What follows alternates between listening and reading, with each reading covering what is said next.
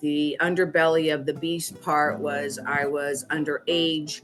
I had an abusive boyfriend who got me working in nightclubs as a waitress.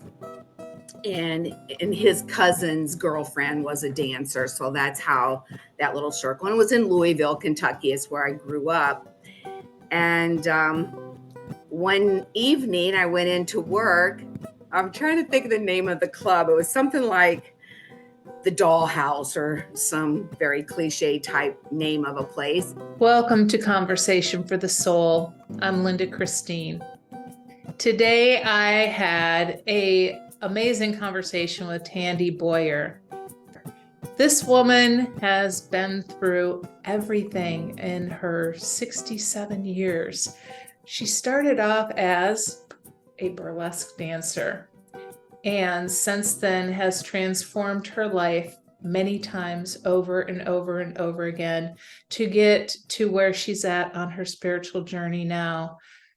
I think you're going to find this a fascinating conversation. And like all these stories that I bring to you, I really believe you're going to find many beautiful golden nuggets of wisdom in here when you listen to Tandy talk about her journey.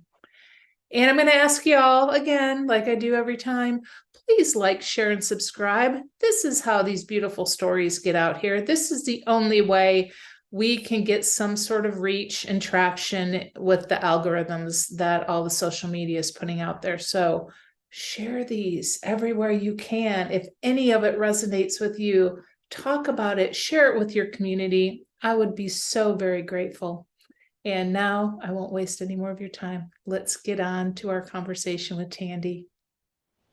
Welcome, Tandy Bowyer. I am so excited to have you here today. Thanks, Linda. I'm excited to be here with you. Oh, wonderful, wonderful. Yeah. Our mutual friend, Millie, connected both of us. So we were doing a little chatting before we started here. And usually my first question to folks is, what led to your conscious awakening? But I want to follow that one up with, and what led to you becoming a burlesque dancer? Oh, well, so let's do both of those. Right off the bat. It was really, all right, let me just take a deep breath. I wasn't expecting you to hit me with that right off. I'm sorry, I'm a little bit like a drive-by. That's okay. That's okay. My story is very raw and real, and it's not very pretty. I will preface that. The actual dancing part and the entertainment part and the costumes and the notoriety and the money and the travel part, I'll never forget. And I like to look at that in a brighter light. The underbelly of the beast part was I was underage. I had an abusive boyfriend who got me working in nightclubs as a waitress. And his cousin's girlfriend was a dancer. So that's how that little circle. And it was in Louisville, Kentucky, is where I grew up. And one evening I went into work. I'm trying to think of the name of the club. It was something like the Dollhouse or some very cliche type name of a place. And honestly, I don't remember if he was an owner or manager, but he was this big burly guy with a giant beer belly. And he always wore like a suit jacket. And one of the dancers did not show up for her shift. And he took me into the office and there were walls of costumes. He told me to pick something out. He literally showed me how to do spins. And back in those days, we had to go around collect quarters for the jukebox. And I got up on the little stage and they announced me as Jamie Jameson. And there it was. And it was just, I probably did a lot of spins, but in the beginning, but I digress. I grew up in a theatrical family, so I've always been around dancing and dancers and sequins and costumes. And my auntie owned a dance studio for 45 years. And so I had always been kind of that mode, if you will. So to get on stage, and I've been a singer my whole life. So I sang in choir for 7 years. So to be on stage in front of people wasn't a total foreign concept, but a little bit of whiskey helped along the way too. So I did that in on the Derby Strip in Louisville for maybe a couple of years, a year and a half, 2 years. And then I entered this very small little contest and I won. And I won two categories. I won best rear view. Ah, That was a $500 prize.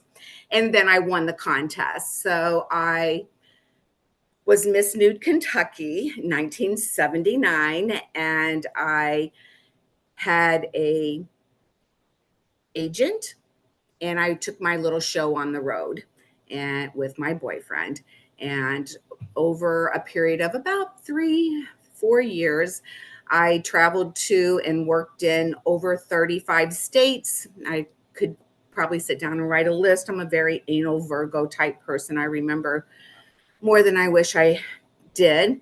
And it was a very interesting time of my life. It was fun. It was scary. There was a lot of money. I was a young woman in my early 20s when I really kind of got going with all of that. I kept a scrapbook that's probably a couple inches deep of newspaper clippings of all the places that I was the feature attraction. And quite frankly, I really sort of thought I looked like the girl next door, like I was never real there. Here comes the cat. I was never oh, really her name is Samantha, thought I was like beautiful. Like I'm probably the most beautiful I've ever been, like this minute that you're looking at me, And so I just did my thing, and I ended up in the Boston area. And I was just such a young country bumpkin. And the agent had booked me into the combat zone. And when you're on the road like that, you work 6 days or 6 nights, and then Sunday's your travel day. So we got into Boston about 10 o'clock on a Sunday night, and we're driving around. And I'm like, I don't know where the hell the combat zone is, right? And I didn't even know what it was. And we came to a stop, and I rode down the window and I said, "Hey, mister, can you tell me where the combat zone is?" And he said, "Lady, you're in it." And of course, this was back in the day. There were no cell phones. So we just got the hell out of there, got up on the highway, got a hotel for the night, and called the agent. And I got booked in Worcester. And those days, you got a 2-week with a 2-week option. Booked over in Worcester for about a month, and then I ended up going north of Boston, and I worked in, and I believe that clubs could still be open, world famous Golden Banana, owned by the now deceased Louis DeBella, and it was quite a popular place. It was huge. It had a seating capacity of 500 people. And I was booked in for 2 weeks, and I ended up working there for 2 years.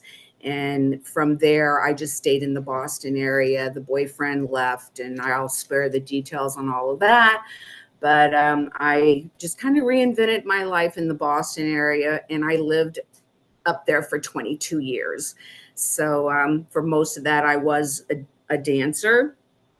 And as the time went by, the burlesque part of that sort of evolved into more stripper part of it, if you will. There wasn't a lot of girls did not invest in costumes the way that we had done very early on. Of course, when I was young and first getting into the business, the established dancers and in burlesque at that time would tell me stories of how it's not the way it used to be. And then as another 10 years went by, it wasn't the same as when I started, but it was quite the adventure. And I ended up falling in love and getting out of the industry for a while. And then when we broke up, I went back for a little while, and it was way different than it had been previously.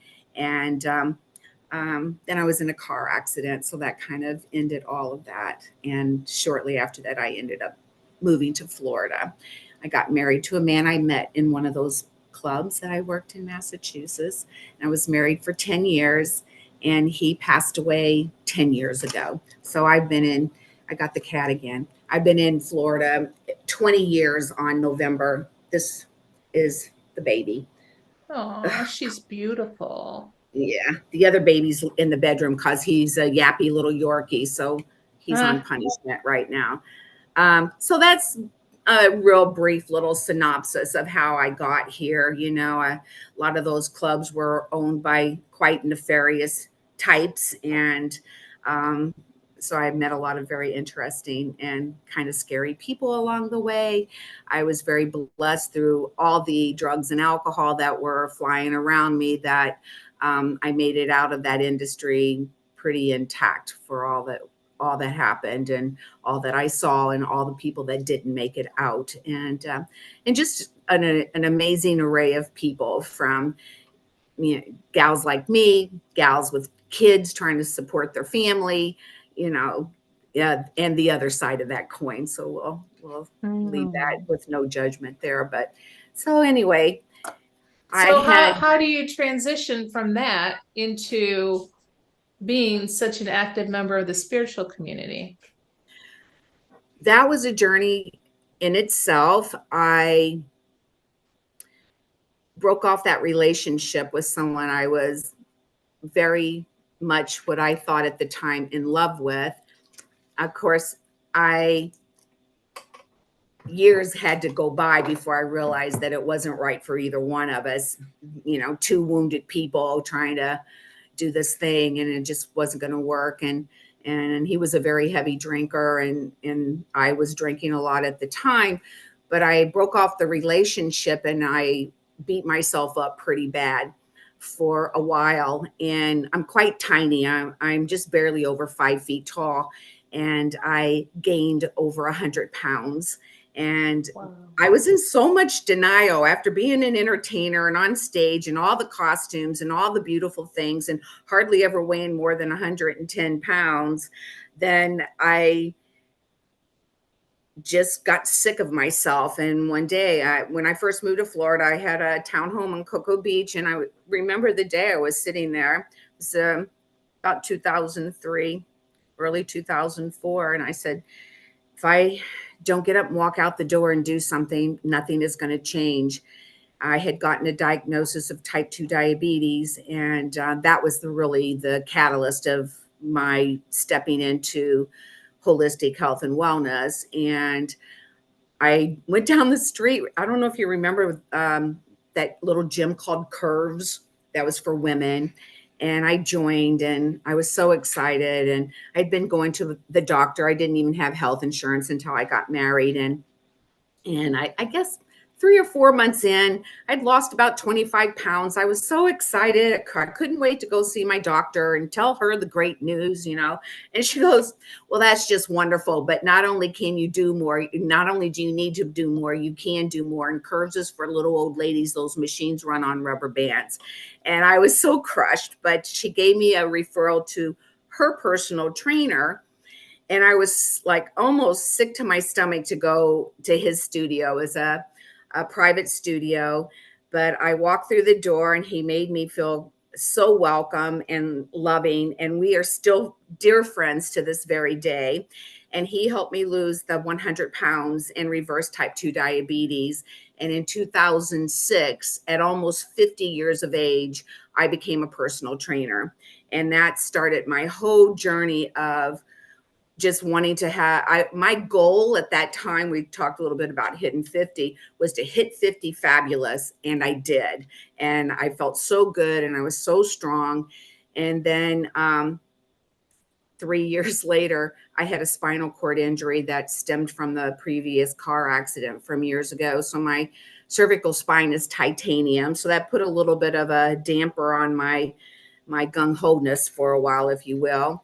But because I was so strong and healthy going into the surgery, my recovery time was lessened and I was just back on it. So things just kind of evolved. I quit drinking for years. I wanted to do a 30-day detox. I had read an article in an Oprah magazine, and this gal said, "Oh, I did a 30-day detox and all these things happened." So I said, "Well, I'm going to do that." And I went into my little office in my house that was off my kitchen, and I started marking off the days, and that 30 days turned into 8 years. And within that 30 days, my clothes were literally just falling off of me. So I was self-medicating with alcohol and food. And of course, that was a lot of fun in itself. My husband liked to go to all the lovely restaurants and order wine and champagne and $100 plates and have desserts and all the things. And he was not sad about my weight because no one was going to be interested in me if I was carrying that. And that I found that the larger we get, the more invisible to society we become. At least that was my experience. And so I just became so obsessed with wanting to help women build their confidence, learn how to take care of themselves, all these things. And then when I decided to go back to school, to college, because I had earned some credits when I lived in the Boston area.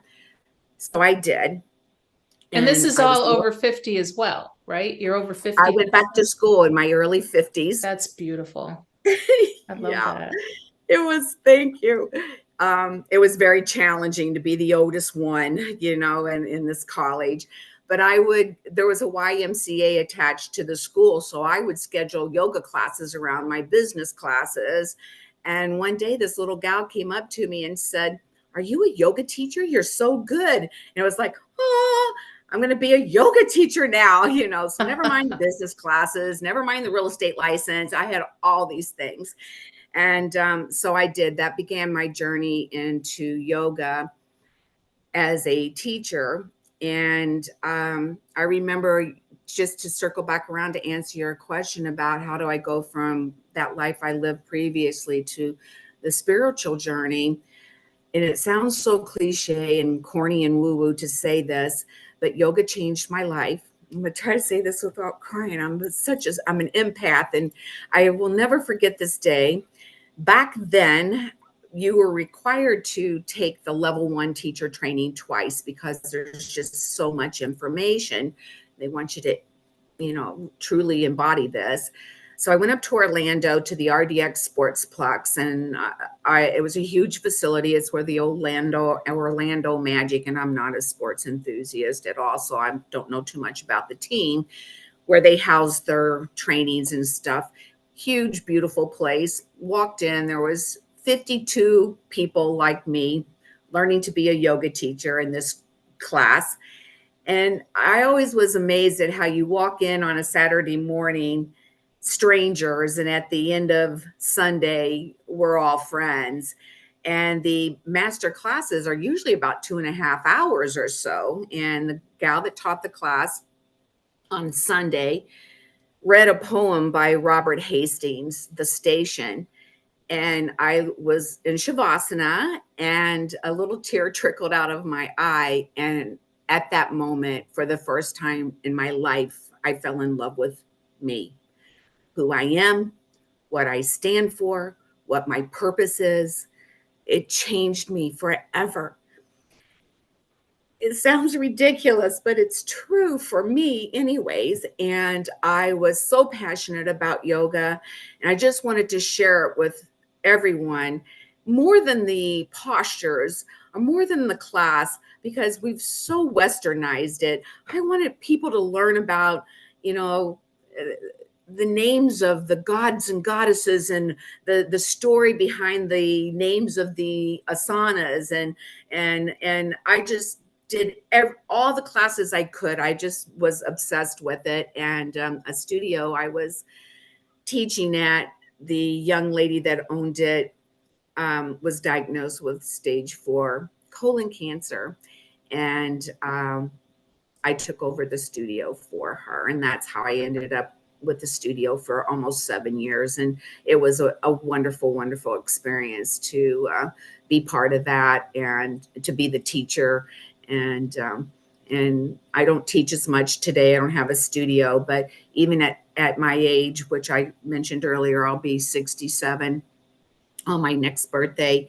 I'm still training people. I'm personal training several days a week with clients. Some of them have been with me for a very long time while I'm working on building my online business as a trauma-informed life coach. So that kind of circles back around to where I'm at today.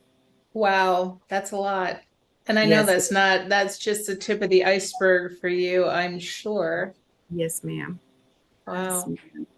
Um, Sorry if you can hear my vocal guy down here. He thinks he needs food again.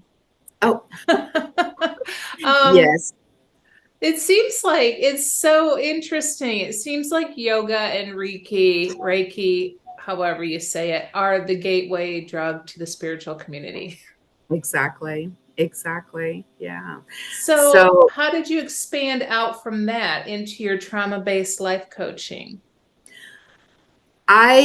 during the time before I closed the yoga studio, which happened with the lockdown in early 2020, I had also become a Reiki master, and so I was dabbling in that direction for quite some time. And when the studio closed and the world had to shut down, I really, because I'm a workaholic type and had been working so much, when the gyms closed and everyone had to go home, I was like, I get to go home. I'm so happy. But then I really got into my meditation practice and my personal yoga practice and that. And I knew a gal, know a lot of gals on Facebook for sure, that was talking about coaching, and she was starting to dabble in it a little bit. And so I started searching around, and I found a gal on Facebook that I just found fascinating with her story. And so I joined her group, and I'll share that with you later, for sure. And I started building a community of coaches. And my own journey of healing is what are you looking at my cat? She has to always be right next to me. I was just noticing how she was gazing so intently at you as you're talking. And she's I just can flying feel her away. feeling you. Yeah. She is a heal. I've had almost every cat I've ever had has been a black cat for some reason, or a tabby. Black cats and tabbies are my babies. And she came along at the right time. And I knew the Always moment do. moment I saw her picture, I went, oh, there she is. So she's a character. But anyways, my own healing has been the catalyst. And when I have been through what I've been through and I'm okay, I knew that I had that power to help other people realize that no matter what you're going through, you're going to be okay. It may not be perfect because nothing ever is, but sometimes when we're caught up in the midst of something horrible, we don't see the light at the end of the tunnel. And there's always that light, even if it's kind of dim. And that has just been my own healing journey. From everything. The abuse in my life started with my mother as a child, and as a result of that, and I don't blame her for anything. Believe me when I tell you, I own all my shit and all my own decisions, and I believe we are all exactly where we are as a result of every choice we've ever made in our whole life, whether it was good or bad. And even if you make bad ones, you have the opportunity to switch gears and make good ones. So that being said, I don't blame my mother for all the things that happened through the course of all of that, but I've had some horrible abuses that it's been a miracle that I'm here, and it's been a journey of healing for me. And I feel like it's an ongoing journey, no matter if I live another 30 years. I'm still going to be healing from things in my life and the things that have yet to, I've even don't even know what will happen yet. So, but I'm in a much stronger place to deal with those kinds of things. So whatever that is when it comes up. But so it just started out with healing my body and then healing my mind and then healing my spirit and taking classes and surrounding myself with like-minded people. There she goes. And and continuing that journey. I don't know, do you know much about human design at all? I am a manifester. I know Oh, that much. there you go. I'm a 1-3 generator with an emotional solar plexus. And the only two open centers I have are my heart and my root. So I've always had this problem of fe- feeling like I'm not home and then taking on everybody's energy. So it's been a bit of a learning curve to know the difference and to feel grounded. And all my practices help me feel grounded. So I have figured out wherever I am, I'm home. It doesn't matter, and things like this. So that's been its own journey. So I dabble in a little bit of all the things. And my most recent thing I'm dabbling in that I'm very excited about is taking a MESA course. It's a 2-year commitment to become a shaman. And I just feel like that's the next step in my healing journey. I've taken the Mona Key courses, and I there's a local place over in Melbourne. I know the gal that owns it for years, and I wanted to do it quite a few years ago, but it's also not just a time commitment, but a financial commitment. And I wasn't ready. And I just recently said, I'm doing this. And so I don't know where my journey is going to take me from here, but I'm strong and healthy and feel like that I'm here for a reason, and that I didn't go through all the things that I went through in my life to not be able to share that and help people, particularly women. I'm more leaning towards that. If there was a man that needed my help that was pure of intention, and I knew that I would consider that, but most of them I just have to block, so. Yeah. um, And that it'll get there. It's so slow in coming, but it'll get there. oh, Um, absolutely. what I find fascinating about you, Tandy, is just your constant passion for learning more and evolving more. And your ancestors must be thrilled with all the ancestral healing that you've been doing for these years, and you just keep going and going. What is the motor that's driving you on all this? Well, if I look at my human design chart and the 1-3, that's basically what that means. And I didn't even realize that the answer to that question until I learned about human design. And it's always that intuitive need to know more. Innately, I'm a teacher, and it all just goes hand in hand. And I love earning my credentials. Most everything I've ever done requires continuing education. So to maintain those credentials, I've been taking classes all along. Some things I let go that kind of, just fell by the wayside that I'm not interested in anymore. But the things that mean the most to me, I keep and maintain. I mean, for years, I had a real estate license in multiple states, and I still have my Florida real estate license. And here I am being a personal trainer and doing all these other things. So I always kind of thought, well, it's in my back pocket if I ever wanted to switch gears. And I've done it before. And it's just not it takes a special kind of person to do that. And I'm not that person for the most part. So I probably wouldn't be something I'd venture into. But if you let it go, if you decide you want to do it again, of course, you got to start all over from the start. And it's kind of expensive to do that. So I'm just going to maintain the license. But I'm just driven. I love learning and I love teaching. And the more things I learn, the more things I can teach. And I think I've probably been that way for lifetimes, basically. It's just who I am and what I want to do. So I don't know. Maybe I'm just crazy and out of my mind, but it keeps me out of trouble too. Well, I think it's interesting because you brought up you feel you've done this for lifetimes. I was just going to ask you, have you ever delved into past lives at all? Because I get a really strong Atlantean vibe from you. I get a very strong indigenous vibe from you, which is probably your draw to the shamanism. Do you know It could anything? be. Um, Not really, other than I do believe my mother had said we had some Navajo in our bloodlines somewhere down the line.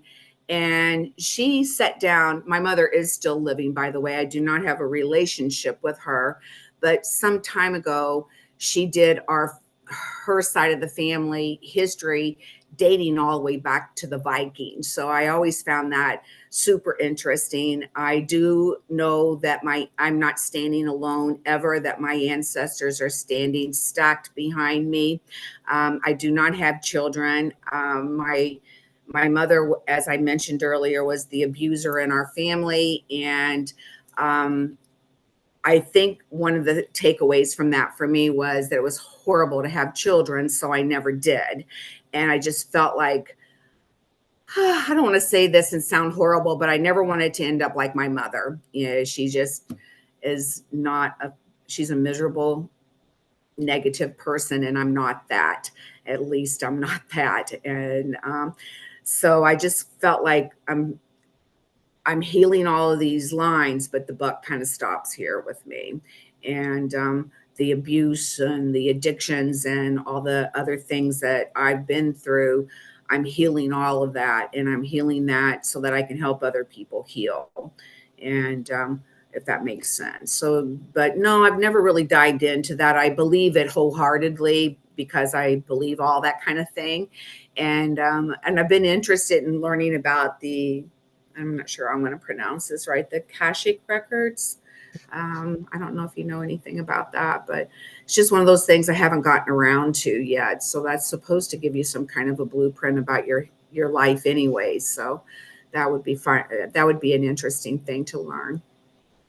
Can we dive into the mother wound a little bit? Are you Sure. okay with that? Because Yeah. I find that, gosh, these parents that a lot of us in this spiritual community have picked have been huge challenges and Definitely. huge shifts for us to heal our souls. Um, how how did you end up just saying enough is enough with your mom? Because a lot of people can't do that. They feel that connection. Well, she's my mother. I have to, and I don't subscribe to that. And clearly you don't. Talk a little bit about that. Well, the truth of the matter is, I had left home and moved cross country very early on. Remember the trip to Boston? I ended up staying up there. And so the only time I really saw my mother was on rare occasions. Towards the end of my living in the Boston area, I started hearing rumblings about my mother that she was gambling. And she was never really a big drinker that I knew about. So when I heard about the gambling, it just kind of clicked and made sense because alcohol was a theme that was a thread that ran through our family. And as my parents were 16 when they got pregnant with me. So at that time in history, I felt that, and I didn't think this way until I was an adult. I had no way to think otherwise. She and my dad had support from their parents, but they didn't know what the hell they were doing. They were kids raising kids. I'm the oldest of four, and we were stair steps. So she was just miserable and she was depressed. I don't know if she was ever clinically diagnosed, And I think she probably has some other issues. I did not find out until I was well into my adult life that she had tried to commit suicide when I was very young, like maybe 5 years old. And I didn't have any memories of that. So the abuse came in the way of the silent treatment or being angry. Or when I was a teenager, she was physically abusive on several occasions. And I just left home when I was barely 17 years old, and I never went back. So when I found out about her gambling addiction, I did not deeply understand the extent of it. And now her and my father had divorced quite a few years prior to that, and he remarried a gal that I absolutely adored for loving him. And my dad passed away a long, long time ago, so it was just her that was the remaining parent. And I got married in Las Vegas. My husband flew her and about a dozen people out to Vegas, and it was a great time and all of this. And one night, I went downstairs in the middle of the night because I couldn't sleep and saw my mother sitting at a slot machine putting $100 bills in. She didn't know I was standing there. So it Whoa. started to kind of dawn on me that, well, her problem might be a little bit more than what I was aware of or giving credit for, you know. So in Southern Indiana, she kept going to this place called The Boat. And I'm like, what the hell is The Boat? Well, after I got married and I went home at that first Christmas that we were married, we took a taxi cab to The Boat. Well, it's Caesar's Palace on the river. So that's how they had legal gambling where they live, was on the boat on the river. And of course, why, who wouldn't love Caesar's Palace? And I'm not a gambler type. I got married in Las Vegas. My husband would give me 100. I'd go cash the 100. I'd put 80 in my pocketbook. I'd go get quarters for a 20. And then I'd spend a couple hours spending $20 worth of quarters. Then I'd go back and get another 100, do the same thing. So I added up a little bit of money that I wasn't spending. My mother, on the day she was leaving, asked for money because she spent all of her money and didn't have money for a taxi cab when she got home. So I gave her my money. And then I found out she was losing her house. And, you know, like for a couple of years early in my marriage, my husband had very deep pockets. And every time she asked for money, he gave it to her. You know, 1,000 here, 3,000 there. You know, he had no qualms about it. He was quite generous. And then one day in, I think it might have been 2000, late 2004, early 2005, Florida. I don't know how long you've been in Florida, but we got slammed by 3 hurricanes right in a row. And we had just bought a house and the storm took off part of my roof. And my mother called and asked to borrow $12,000. And my husband was going to give it to her. And I said no. And from that point, I did not hear from her, know where she was for 8 years. And I was quite heartbroken about that at the time.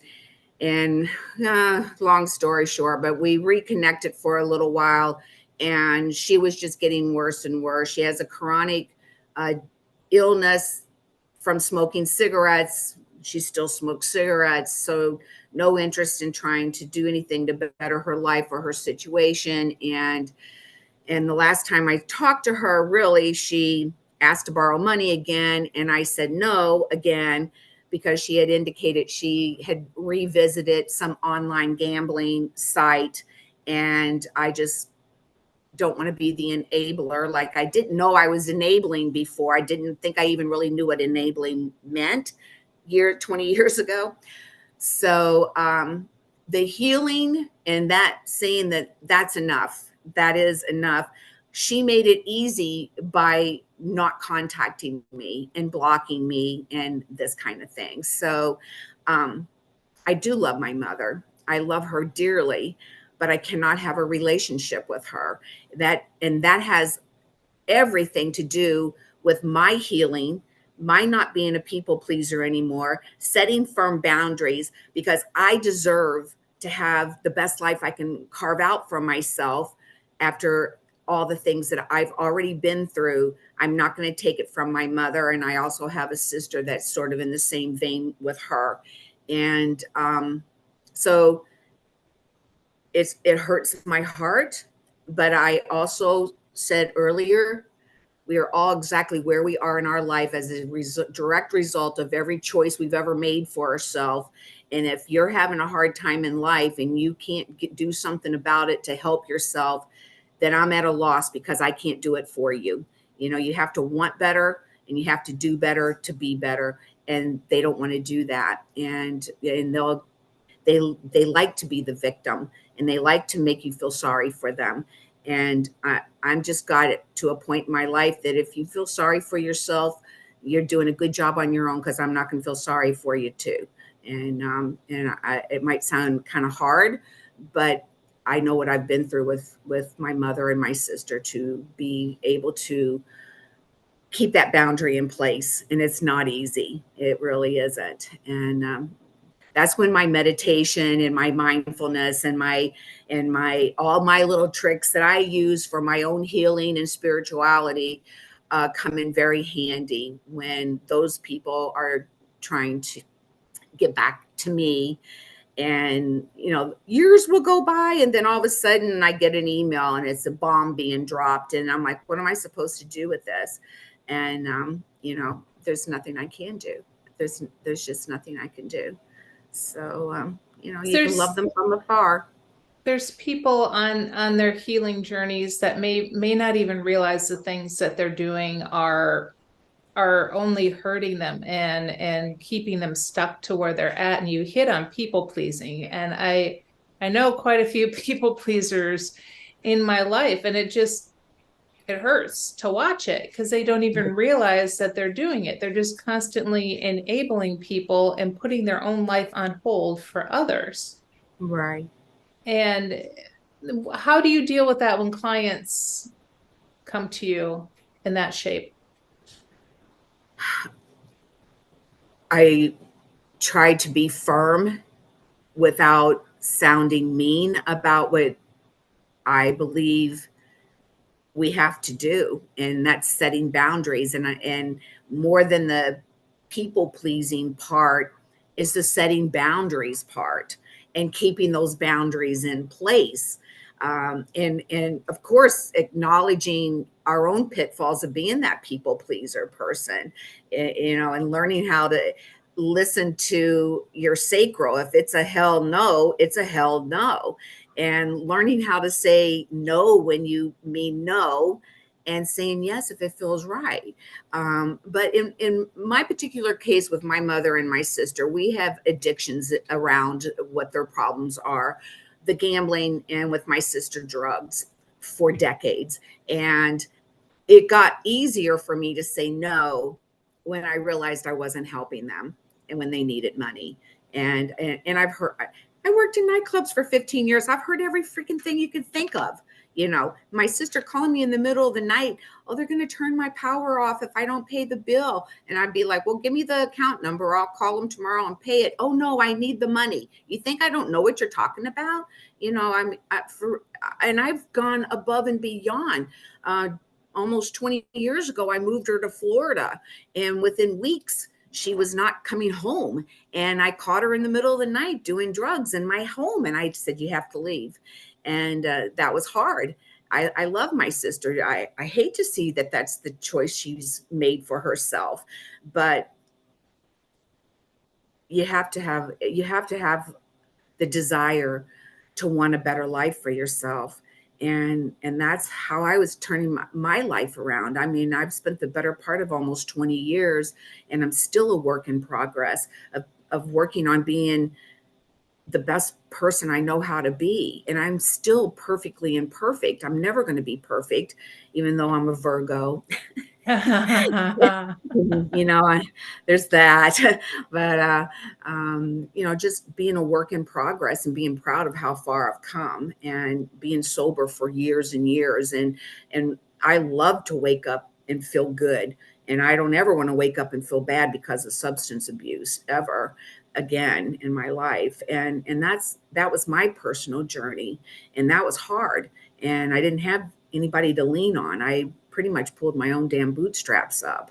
And when the people you love in your family are still addicts to whatever they're addicted to, they're not helping. Misery loves company. Nobody likes it when you do better for yourself.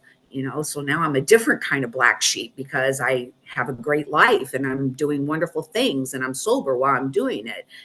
So it's a catch 22.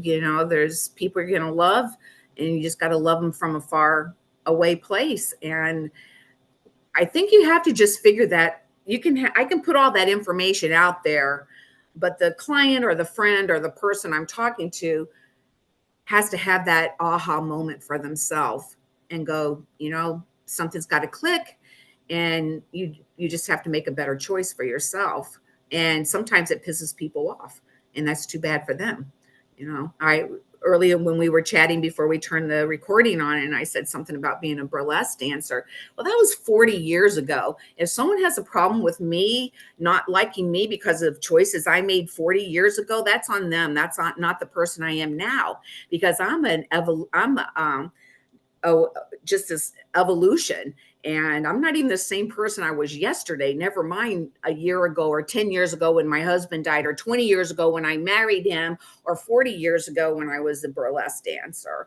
And I don't regret anything, even the most horrible things that I've been through and seen, and friends I've lost, and all of that along the way helped make me this woman that you're talking to today, that I can talk about all these things, and that I can have this platform that I'm very grateful to have, and that I have books in me that need to be written so people can read all this amazing things that you can go through and still come out and just be absolutely fabulous and have a wonderful life. Hmm. It truly is. I mean, a lot of us spiritual people, um, for lack of a better term, and I don't care for the label, but I don't know what else to call us. Right. The conscious community. It really is a gift to have all those struggles to look back on if you have overcome them and you have worked through them. Okay. To somebody who's not in that space, they might go, "Oh my gosh, what a horrible, rough life you've had." And you're a testament to, no, what a beautiful, full, and glorious life you've had. Exactly. Well, there's times when our knees hit the ground, we don't think of it as a blessing for sure. Yeah. But then later on, it really has been. And in retrospect, it all is. It's what creates character. It's what creates integrity. If you don't listen, there's not a whole hell of a lot of integrity happening in a strip club, okay? Not from anybody. And to walk that path and then walk with my chin up and have integrity and be good of character and have kindness and love, yeah, and spirituality and all of those wonderful things, that's just a life's journey in itself. And I'm just getting started. To have gone through all of that, now the real stuff is right in front of me, and that's the part I'm excited about, to have so much to look forward to. It truly is a hero's journey. And I hope that we get our lives extended here pretty soon with some sort of, technology or something, because I got a lot left to do too. And I don't want to stop now. I started late, you Right. know? Yes, I do know. I understand. Who would ever thought? I think I was 49 when I got my personal training certificate. And I would have never thought then that I would still, almost 18 years later, be training people at a gym.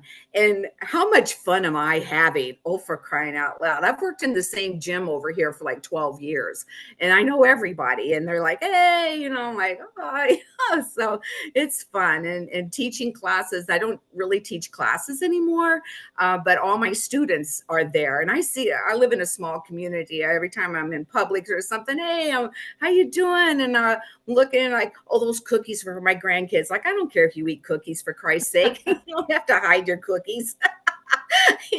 But so I'm very blessed, and and abundance and gratitude and all those. Every day I wake up and I just You can say God, goddess, universe, source, whatever it is that makes your heart happy. I have gratitude for where I'm at and what I'm doing, and just learning to take a day at a time and not get too anxious about where I want to be, when part of that is the journey to get there. And so it'll all come. It will all come. So talk about what led you to shamanism. Probably when I owned my yoga studio, one of the teachers there had gone through that journey, and she couldn't show up on time to teach a yoga class to save her life, but she was a good kid, and I got very interested in that. And also thinking of my own heritage of possibly having some Native American Indian somewhere down my bloodlines, learning about that. And then uh, here locally, we have a little place over. I don't know if you've ever heard of Cocoa Village. It's a nice little historic area. It's across the river from where I live. And they were holding a Mauna Kea rites course, and it was met once a month for 9 months. And that's the precursor to taking the Mesa course that leads to the shaman. And I think that was pre-COVID when I took that course, and I just had wanted to do it. And I kind of came out of the closet with my religious background being Wicca. I lived in Salem, Massachusetts for 22 years. You can't live there and not learn about that and be part of it if you want. And I just got really tired of not being able to be who I am and hear people talk about things. And someone said a comment to me a couple of weeks ago about, you might meet some really some real Christian type people, and which is fine. But she was saying it kind of like they wouldn't like me cursing because I said the F word at work or something by accident, and she reprimanded me. And I thought, something, fuck this. I'm going to be who I am. And that's why if you look at my Facebook now, it looks very witchy compared to if you go back about a month or so. And I'm like, you know what? And if anyone doesn't like that, don't let the door hit you in the ass on the way out too. Okay. Just to be quite frank, because you're not my people. My people are out there. I have people send me messages frequently. I love that post. It sounds like you're talking to me. And that's my people. That's the people. That's the women I'm trying to reach. The ones that resonate with my story, whatever that story might be in that moment. Because I've been a writer for years and years and years. I wrote my book. I don't know if you remember a few years back when Facebook and Instagram went down for the whole day. It's about 4 years ago.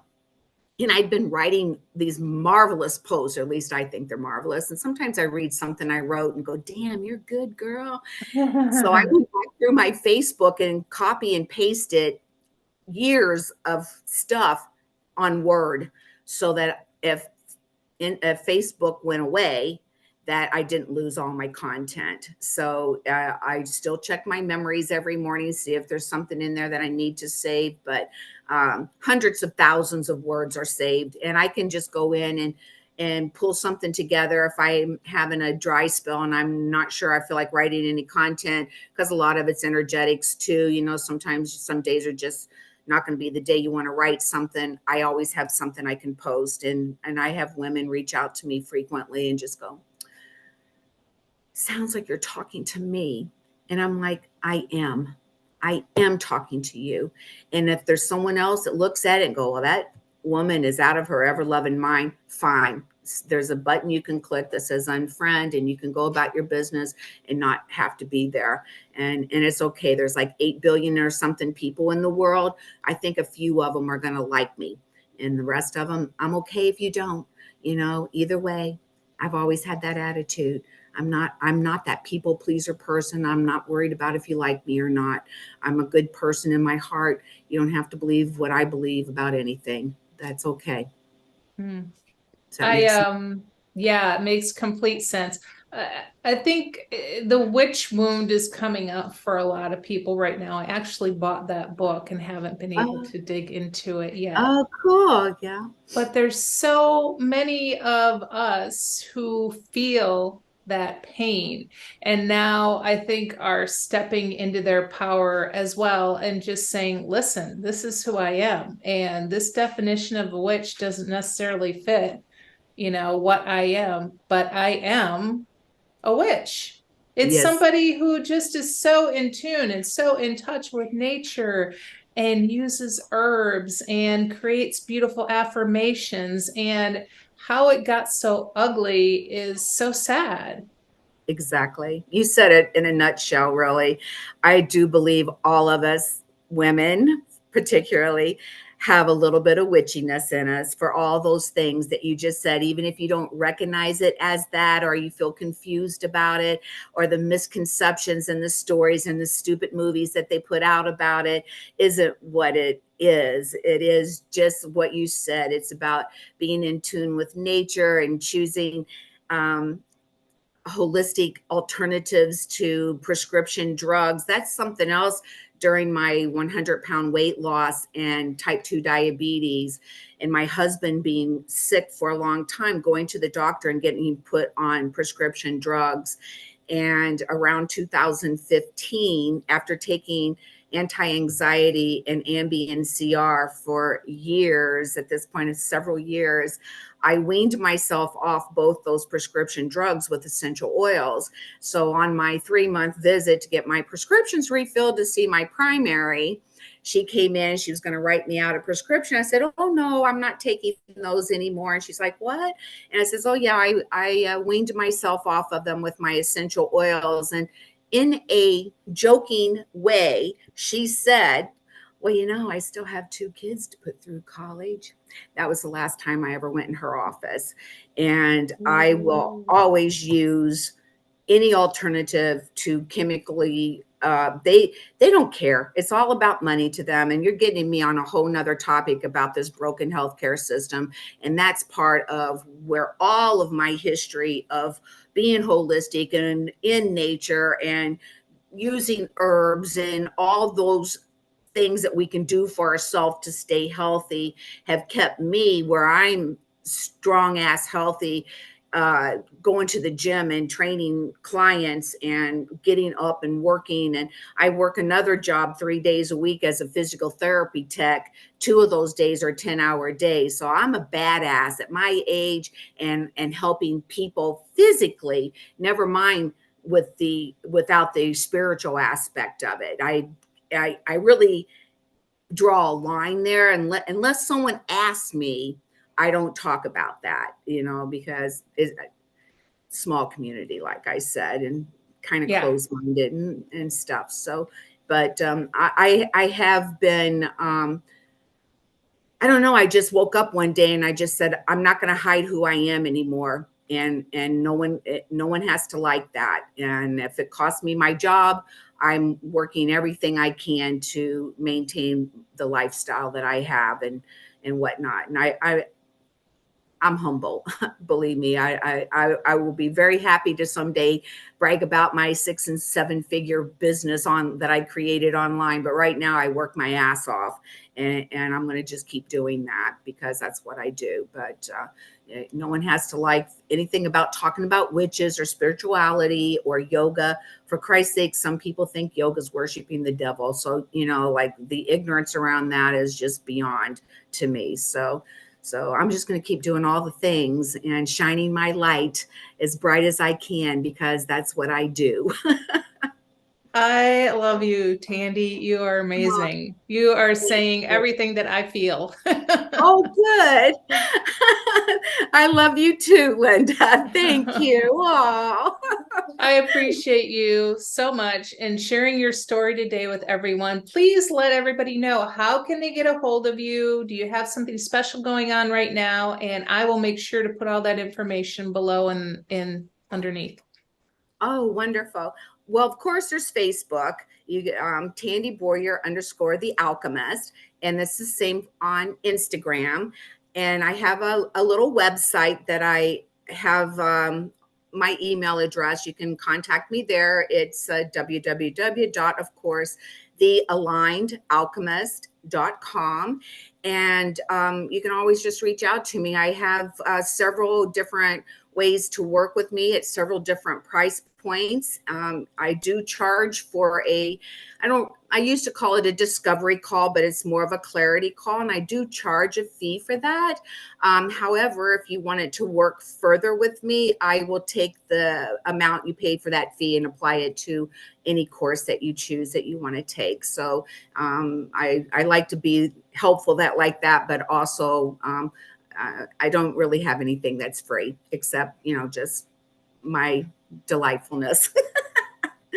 Which So is worth its weight in gold. thank you so much. Well, my dear, I appreciate you being here today. Thank you for your time, and until next time. Oh, thank you. Thank you. Bye. Bye, everybody.